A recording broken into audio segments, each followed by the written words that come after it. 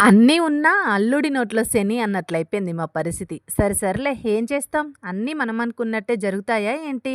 అన్నీ మనం అనుకున్నట్లే జరిగితే ఇంక మనమెక్కడ ఆగుతాం? అని అనుకుంటూ ముందుగా అందరికీ హ్యాపీ దివాళీ. దివాళీ పండగ అంటేనే మెయిన్‌గా అందరికీ క్రాకర్స్ గుర్తొస్తాయి. ఇంతకీ మీరు ఎన్ని వేలు పెట్టి క్రాకర్స్ తీసుకున్నారు? ఎన్ని క్రాకర్స్ కార్చారో తప్పకుండా కామెంట్ అయితే చేయండి.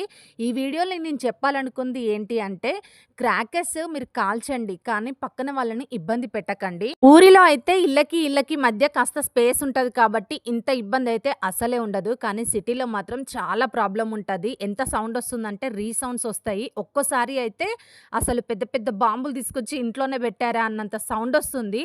ఇంత ప్రాబ్లమ్ నేనెప్పుడు ఫేస్ చేయలేదు. పండగని పండగలాగా సెలబ్రేట్ చేసుకోండి. ప్రాణాల మీదకి అయితే అసలే తీసుకొచ్చుకోకండి. మెయిన్‌గా పిల్లలున్న దగ్గర కాస్త జాగ్రత్తగా చూసుకొనైతే క్రాకర్స్ కాల్చండి.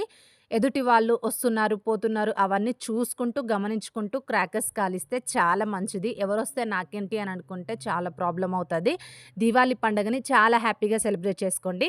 పండగ కదా అని పరమాన్నం చేశాను పిల్లల కోసము. ఇంతకీ మీరేం స్వీట్ చేసుకున్నారో కామెంట్ అయితే చేయండి. వీడియో నచ్చితే లైక్ చేయండి. ఈ వీడియోని మీ ఫ్రెండ్స్‌కి కూడా షేర్ చేయండి. టపాకాయలు కాల్చేటప్పుడు మెయిన్‌గా కేర్‌ఫుల్‌గా ఉండండి. నా వీడియో నచ్చితే లైక్ చేసి కామెంట్ అయితే చేయండి. Thank you. Thank you.